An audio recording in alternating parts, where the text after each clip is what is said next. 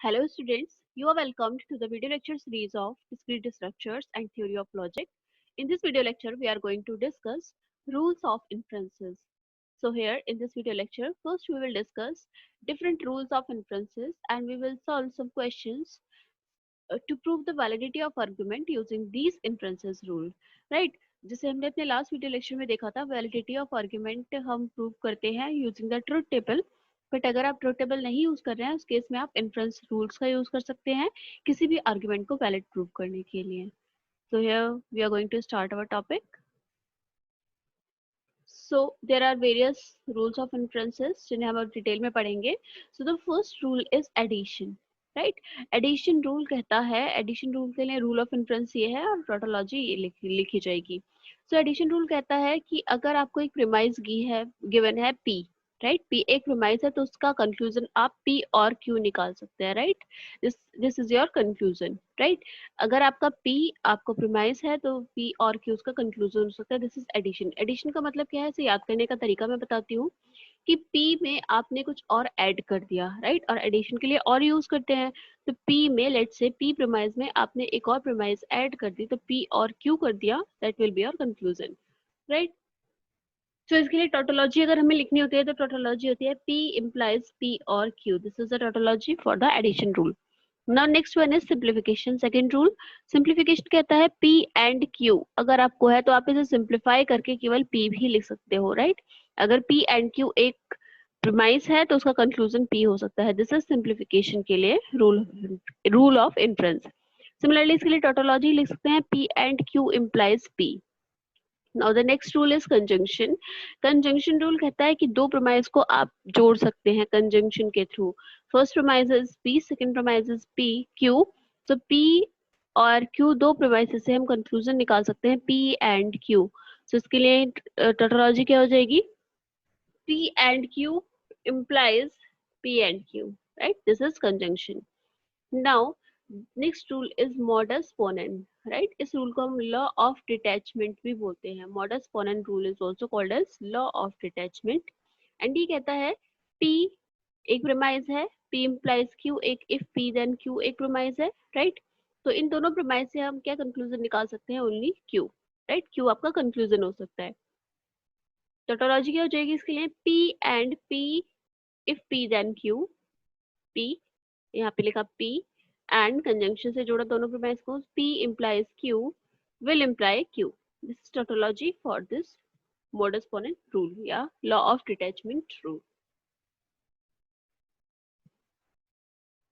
now next one is modus tollens rule it says it इसका दूसरा नाम law of contraposition भी है तो ये रूल क्या कहता है ये रूल कहता है अगर आपको एक प्रीमाइज दी है नॉट क्यू दूसरी प्रीमाइज दी है इफ पी देन क्यू तो इसका कंक्लूजन आपका हो सकता है not P is the conclusion negation of P तो इसके लिए टोटोलॉजी हो जाएगी not Q and if P then Q will imply it ये पूरी आपकी लेफ्ट साइड आपकी प्रीमाइज हो गई ये प्रीमाइज इम्प्लाई कर रही है conclusion negation of P so this is tautology for modus tollens rule right इन दोनों रूल्स को मैं याद रखने का तरीका बताती हूँ आपको right let's say p and p implies q ये modus ponens यहाँ पर आप क्या कर सकते हो p और p को आप हटा सकते हो क्योंकि दो बार p रिपीट हो रहा है right यहाँ में से मान लें p से p कैंसिल हो रहा है right ये सिर्फ याद रखने का तरीका है आपका तो p से p आपको कंफ्यूजन क्या मिलेगा q now next is कि आपको p if p then q में नॉट q दिया है right मतलब राइट साइड वाले का नॉट दिया है तो आप लेफ्ट वाले का नॉट निगेशन ले सकते हैं यानी कि नॉट पी ले सकते हैं ये याद रखने का तरीका है not Q and P implies Q if P then Q है और आपको सेकंड वाले का निगेशन दिया है तो आप कंफ्यूजन निकाल सकते हैं फर्स्ट वाले का निगेशन यानी कि आपका negation of P this is modus tollens या फिर law of contraposition now the next one is hypothetical syllogism this rule says that if one premise is p implies q यानी कि if p then q second is if q then r so you can result it as conclusion हो सकता है आपका p implies r right so इसके लिए जो tautology है वो क्या होगी if p then q and if q then r it will imply if p then r right next rule is disjunctive syllogism क्या कहता है p और q फर्स्ट प्रीमाइस है negation of P second premise है, तो इससे आप conclusion निकाल सकते हैं क्यू, राइट। तो इसके लिए आपका जो रूल है, टोटोलॉजी है, वो जाती है पी और Q and negation of P will imply Q. तो स्टूडेंट्स ये सारे ही रूल्स हमें याद रखने हैं, क्योंकि इन्हीं रूल्स का यूज करके हम किसी भी आर्ग्यूमेंट की वैलिडिटी को प्रूव करेंगे, राइट। सो सेवेंथ रूल हमने डिस्कस किया, दैट वाज डिसजंक्टिव सैलोजिज्म। आगे देखते हैं rules. Now next is resolution law.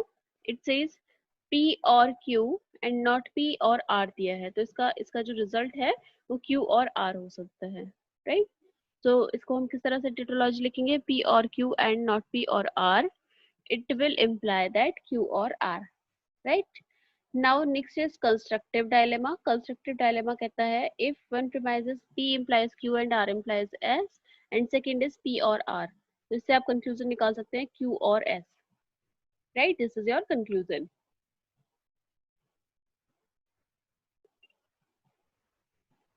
In a similar way, another one rule is destructive dilemma।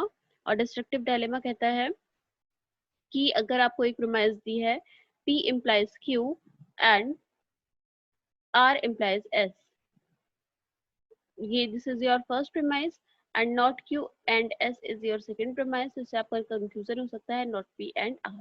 this rule name is destructive dilemma, इसको हम destructive dilemma बोलते हैं। And 11th rule is absorption law. Absorption rule कहता है P implies Q एक premise है, सो इससे आप P implies P and Q एक कंफ्यूजन ड्रॉ कर सकते हैं। So these are rule of inferences जो हमने अभी डिस्कस किए, दीज आर 11 रूल्स। तो इन रूल्स को ही यूज करके हम अब क्वेश्चन देखते हैं कि इन रूल्स को कैसे हम यूज कर सकते हैं न्यूमेरिकल सॉल्व करने में। Consider this question, show that argument first one premise P, second premise is P implies Q, third premise is Q implies R, and these three premises are taking the conclusion this is R is valid। हमें ये prove करना है कि ये जो argument है ये valid है। नाउ आपको हम इस तरह से भी कर सकते थे, जो हमारा प्रीवियस मेथड है वो मैं आपको डिस्क्राइब करती हूँ। आपको क्या करना होगा, P and P implies Q and P implies Q के बाद and Q implies R,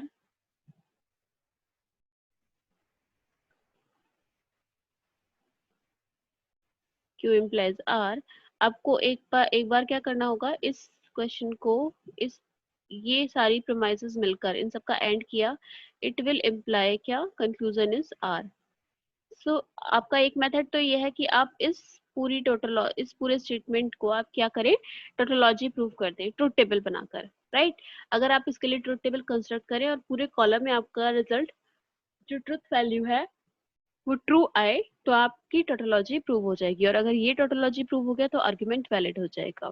but here, ये हम प्रीवियस वीडियो लेक्चर में पढ़ चुके हैं, but here we are doing what, we are using rules of inferences. तो आइए सोल्यूशन देखते हैं इसका। सोल्यूशन में first is P, this is a premise given, right, given premise है P। P implies Q is another premise, second premise, and Q implies R is third premise, right। तो हम देख पा रहे हैं यहाँ पर P implies Q and Q implies R। तो हम यहाँ पर एक रूल लगा सकते हैं, जब भी हमारा P implies Q and Q implies R होता है, राइट, तो हम कौन सा रूल लगाते हैं, अभी हमने रूल्स ऑफ इन्फ्रेंस में एक रूल देखा था, that was hypothetical syllogism, right. P implies Q and Q implies R, and what it says, it draws the conclusion P implies R, right. This is hypothetical syllogism. इन दो premise से हम conclusion निकाल सकते हैं, P implies Q, Q implies R से P implies R, right. तो हमने क्या किया यहाँ पर, using 2 and 3, I am writing here 2 and 3 का यूज करके कौन सा रूल लगाया, हाइपोथेटिकल साइलोजिज्म, और आप ये कंक्लूजन ड्रॉ करते हो P implies R। This is your conclusion that is drawn using 2 and 3, and what we are using hypothetical syllogism law। Now what we can do using, अब आप के पास ये चार प्रीमाइसेस हो गई, राइट। फर्स्ट 2 3 तो गिवन थी, फोर्थ आपने ड्रॉ कर ली। अब इन चारों का यूज करके आप कोई रूल लगा सकते हो। सो हम दूसरा रूल देखते हैं, if one premise is P and another premise is P implies R. So हमने अभी modus ponens rule discuss किया था, right? P implies R. So आप क्या conclusion draw कर सकते हैं? You can draw the conclusion R, right? तो what we are doing using 1 and using 4. हम यहाँ पर modus ponens rule लगा रहे हैं using 1 and 4. रूल्स कौन सा है? modus ponens. And what we are writing? We are writing R. So हमें R ही प्रूव करना था, right? R क्या हो गया? R आपका कंक्लूजन आ गया, यानी कि आपने सारी प्रीमाइसेस का यूज करके कुछ कंक्लूजन ड्रॉ किए, और अगर आपका एक कंक्लूजन आपको वो मिल जाता है जो कि आपके आर्ग्यूमेंट का कंक्लूजन है, तो आपका आर्ग्यूमेंट वैलिड होता है. So step 5 is conclusion. So this argument is valid. I hope ये क्वेश्चन आपको क्लियर होगा. Now take another example. आपको एक क्वेश्चन गिवन है. It is not sunny this afternoon and it is colder than yesterday, right? First आपकी premise, we will go for swimming only if it is sunny. Second premise, if we don't go for swimming, then we will take a trip, and if we take a trip, then we will be as home by sunset. Leads to conclusion. अब इन सारे statement से conclusion क्या draw कर रखा है? We will be home by sunset. So आपको ये prove करना है कि ये आर्ग्यूमेंट वैलिड है.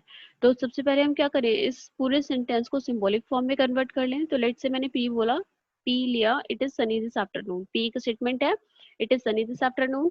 Q स्टेटमेंट है it is colder than yesterday. So Q statement is it is colder than yesterday. Now third ले लेते हैं, we will go for swimming. So it is R, let's say R बोला, and we will take a trip, इसे हमने S बोला, and similarly T, we will be home bye sunset, this is T. तो पूरे इस पूरे sentence को अगर मैं सिंबॉलिक फॉर्म में कन्वर्ट करती हूँ तो हम किस तरह से लिख सकते हैं स्टूडेंट्स? सो अगर हम इस पूरे सेंटेंस को सिंबॉलिक फॉर्म में कन्वर्ट करेंगे, so the first is it is not sunny this afternoon. So it is sunny this afternoon अगर पी है तो नॉट सनी क्या हो जाएगा यहाँ पर? Not P, right? Not P.